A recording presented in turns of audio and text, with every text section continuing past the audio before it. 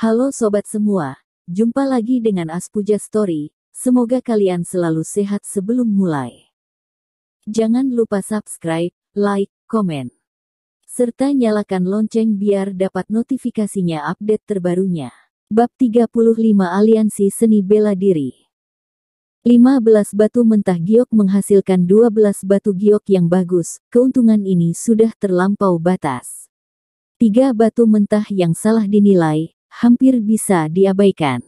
Darwin berdiri di sana dengan tenang dan santai, tetapi malah membuat hati semua orang bergejolak. Dilihat dari warna dan ukuran, batu giok yang telah dipecahkan paling tidak bernilai lebih dari 400 miliar. Dibandingkan dengan 60 miliar yang diinvestasikan, ini telah berganda menjadi 7 kali lipat. Sherina tertegun sampai mulutnya terbuka. Dan ini pertama kalinya dia tidak bisa mengendalikan semangatnya. Dia sedikit mengagumi kemampuan penilaian Darwin, dan Surah bahkan lebih bersemangat, matanya yang menatap Darwin penuh dengan kekaguman. Hanya ekspresi Desta yang semakin jelek saat melihat Darwin dari lantai 2 tambang batu. Dia tidak menyangka kemampuan judi batu Darwin begitu kuat. Hanya dalam waktu 2 jam, dia telah merebut begitu banyak barang berharga di wilayahnya sendiri. Yang lebih menyebalkan adalah Desta tidak bisa melakukan sesuatu kepadanya. Karena itu adalah batu mentah yang dibeli dengan uang Darwin, dan bukan merebut. Desta khawatir dengan kredibilitas tambang batunya dan tidak bisa bertindak sembarangan. Darwin telah menjadi pengganggu bagi Desta, hanya saja dia tidak menyangka, Darwin membeli batu mentah tidak hanya untuk menghasilkan uang, tetapi memiliki tujuan lain.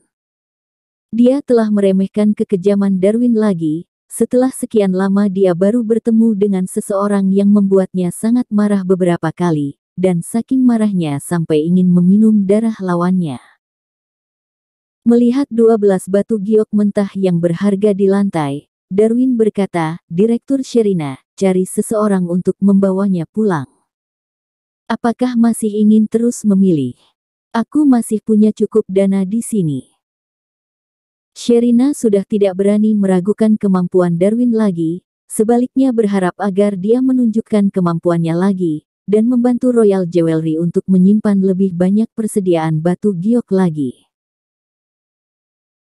Tetapi Darwin menggelengkan kepalanya, kemudian tersenyum misterius. Ketika semua mata tertuju kepadanya, dia sengaja menaikkan nadanya dan berkata, "Di sini tidak ada batu yang bagus lagi. Yang tersisa semuanya sampah. Ayo pergi besok ke tempat lain untuk memilih beberapa batu mentah lagi." Ketika Sherina mendengar itu, dia tersenyum dan mengangguk. Dan semakin takut dengan Darwin. Dia dingin dan cerdas. Tentu saja dia mengerti dengan arti kata Darwin itu, dan dia hanya bisa mengatakan itu sangat kejam.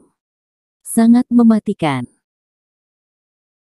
Darwin membeli batu mentah ini secara besar-besaran, dan juga langsung memotong batu di tempat serta mencapai tingkat keberhasilan yang sangat tinggi. Seluruh prosesnya telah menarik perhatian semua orang, dan juga tidak ada yang berani meragukan kemampuannya lagi, karena teknik judi batu ini hampir mencapai tingkat yang sangat tinggi. Setelah menciptakan kesan ini, Darwin mengatakan sekali lagi bahwa yang tersisa adalah sampah. Siapa yang masih berani tidak percaya? Siapa yang masih berani membeli batu mentah yang tersisa? Perkataannya ini benar-benar mengganggu seluruh bisnis di tambang batu ini. Lebih dari 80 batu kasar yang tersisa, tidak ada yang berani menginginkannya lagi. Para pebisnis yang menonton di sekeliling saling memandang dan mempercayai kata-katanya, terlepas dari iri dan kagum. Mereka perlahan-lahan meninggalkan tambang batu. Darwin dan Sherina juga pergi. 12 batu kasar telah diserahkan kepada perusahaan keamanan Landsef yang berada di sebelah tambang batu Jaya Kusuma untuk dikawal kembali ke kantor pusat grup Sinstar di kota Aincla. Perusahaan keamanan Landsef sangat terkenal di seluruh negeri. Mereka memiliki hak untuk menggunakan senjata. Setelah melunasi biayanya, kita bisa beristirahat dengan tenang.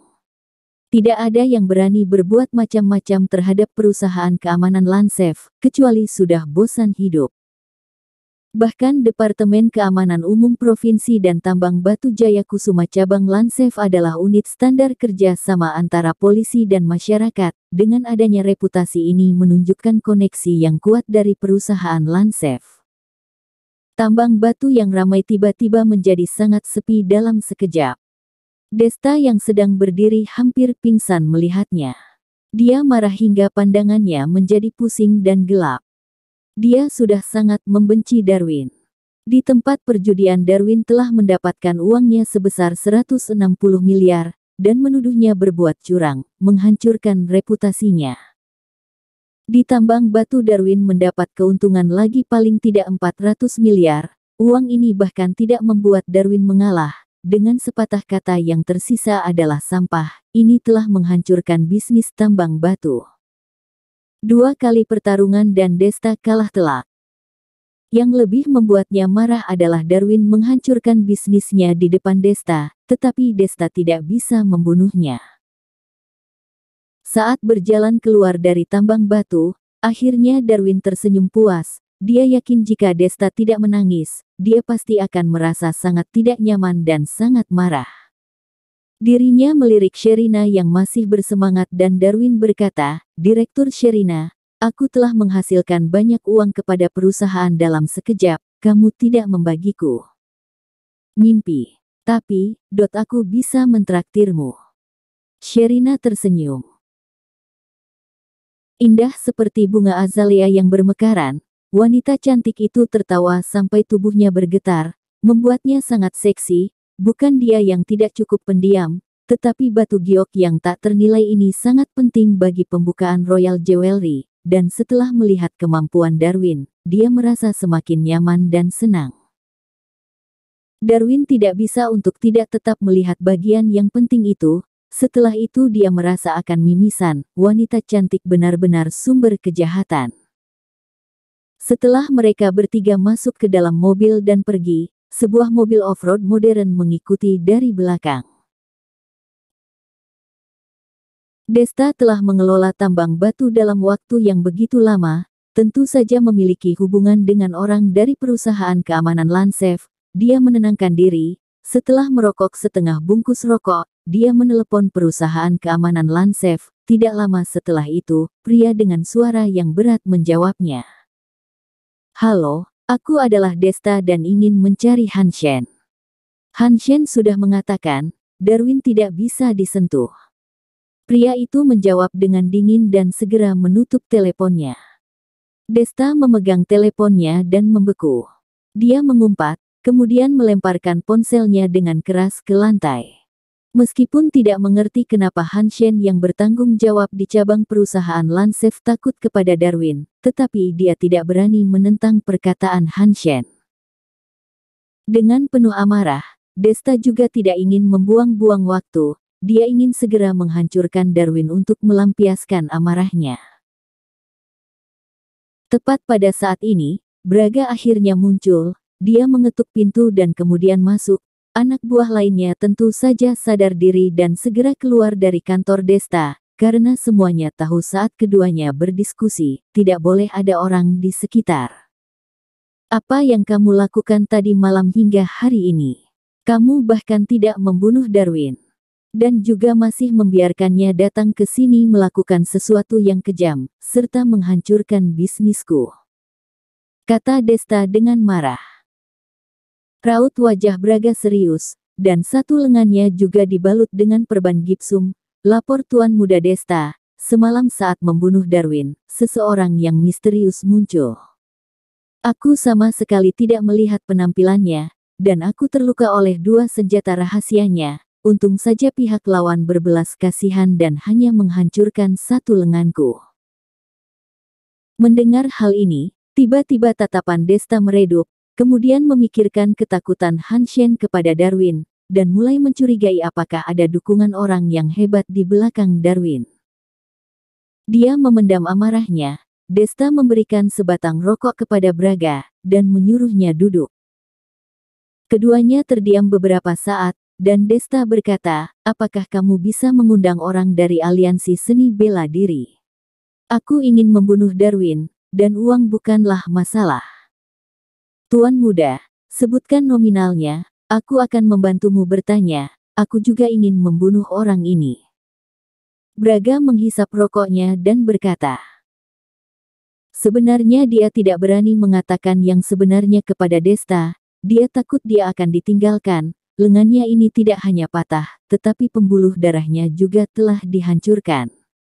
Kedepannya ingin memegang sumpit saja akan susah.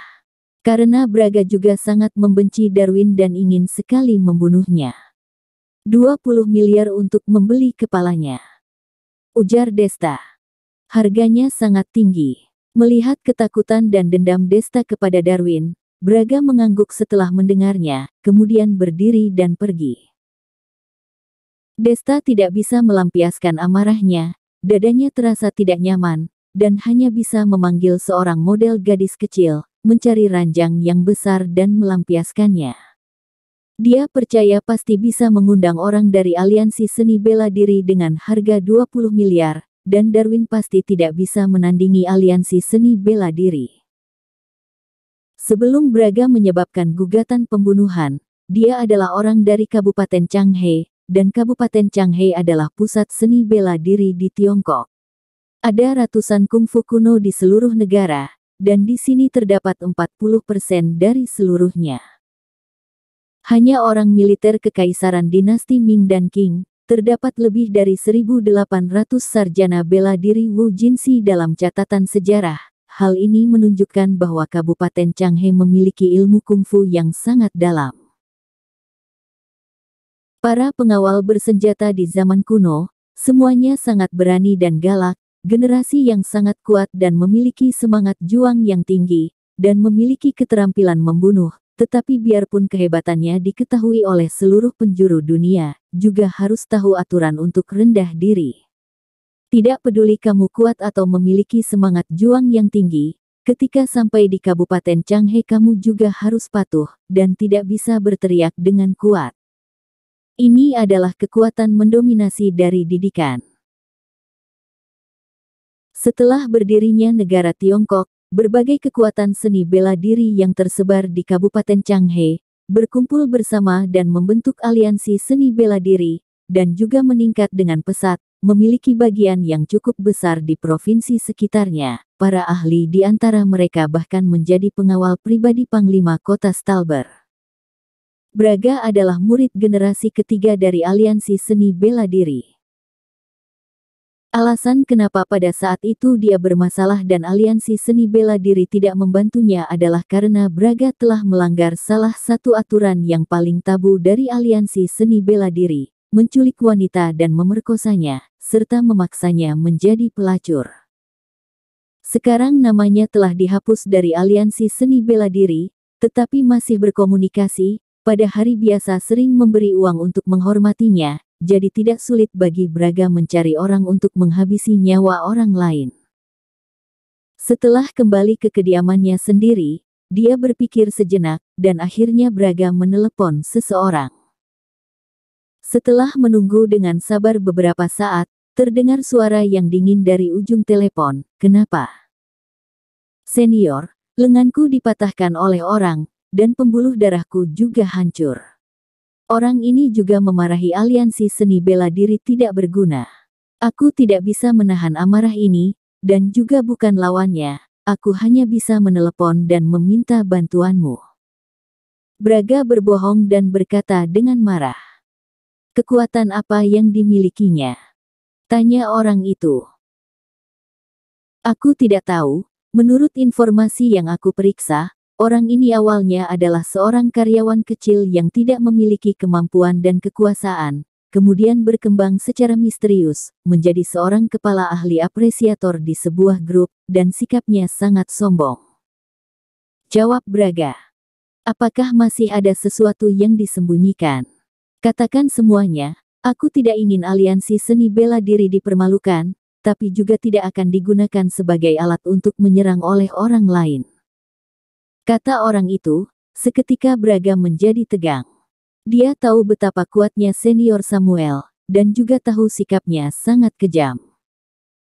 Dahinya langsung berkeringat, setelah menceritakan masalah itu, Mengenai master yang muncul secara misterius pada malam itu, Braga juga menceritakannya secara detail, dan menambahkan dengan beberapa kata umpatan yang menghina aliansi seni bela diri. Setelah dia selesai berbicara, Samuel tidak bersuara. Braga menggertakkan gigi dan berkata, "Senior, bantu aku membunuh orang ini, aku bersedia membayar 10 miliar. Samuel masih tidak menjawab. 16 miliar. Beberapa hari lagi aku akan membantumu mengurusnya." Setelah selesai berbicara, Samuel menutup teleponnya. Braga seperti mandi air panas. Rambutnya basah oleh keringat. Dia telah menggelapkan uang 4 miliar untuk dirinya sendiri. Dia tahu keterampilan dasar senior Samuel. Di antara 3 generasi murid aliansi seni bela diri, Samuel menempati peringkat pertama pada teknik pedang musim semi dan musim gugur dan teknik tinju iblis. Dunia seni bela diri saat ini sangat luar biasa. Teknik pedang dan tinju sangat membantu. Semangat pembunuhnya sangat keji. Di dalam aula seni bela diri holding, Samuel duduk di atas futon yang sederhana, memejamkan mata dan mengatur napas, dan ada sebuah pedang bersinar tertancap di sampingnya. Dengan tatapan tajam matanya, pedang itu bergetar, dan terdengar suara berdengung. 20 tahun berlatih ilmu pedang, dan pedang ini telah memiliki interaksi terhadap jiwanya. Semangat juang tuannya membara dan semangat membunuh pedang itu terlahir. Flying Stone, senjata seni bela diri, menghancurkan pembuluh darah. Samuel diam-diam berkata bahwa dia menjadi sangat tertarik. Memikirkan bayaran 16 miliar, dia harus melakukan hal ini.